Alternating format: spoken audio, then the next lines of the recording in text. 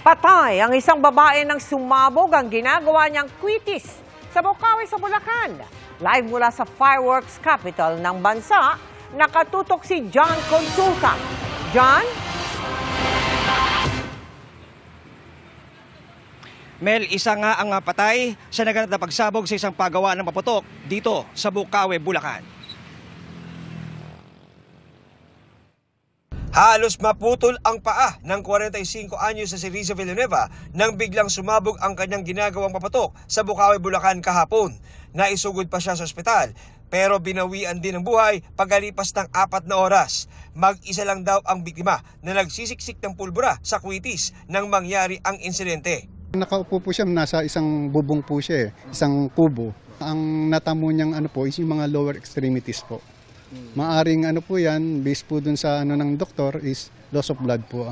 Nang aming balikan ng lugar kung saan nangyari ang insidente, wala na ang kubo ng biktima. Nandito nga tayo sa mismong lugar kung saan naganap ang pagsabog dito sa Bulacan pasado alas 5 ng hapon habang gumagawa ng paputok ang biktima.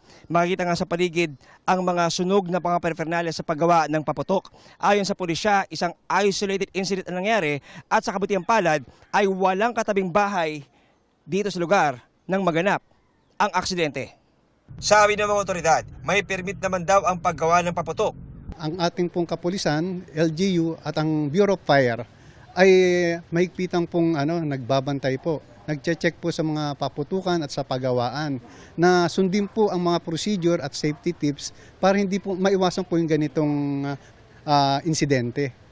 Ngayon po, yung mga na-check namin po, babalikan pa rin po namin yan. Ayon sa Bulacan PD-RRMO, isa sa pinakadelikadong paputok ang kwitis dahil sa katangian nito. Besides sa may explosive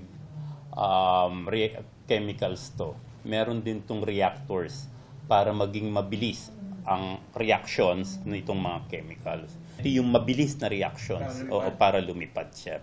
Compared sa regular na triangulo, wala tong component na to.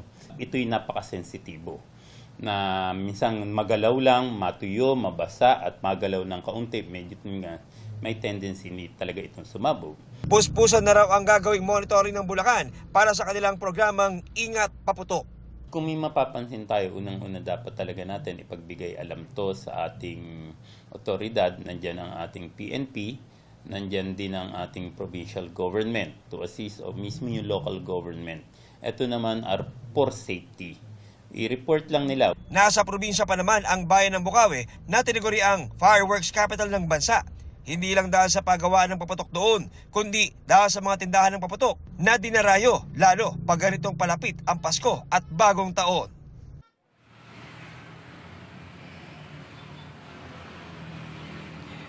Mel, base sa impormasyon na nakalap natin mula sa ating source, ay nakrimit na raw sa Malolos, Bulacan itong nga biktima na nasawi sa pagsabog na naganap dito sa Bocaue. Yan ang latest manalit sa Bulacan. Balik sa iyo, Mel.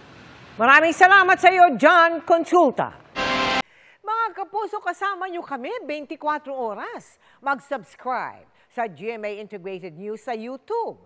Sa mga kapuso abroad, bisitahin ang GMA Pinoy TV at www.gmanews.tv.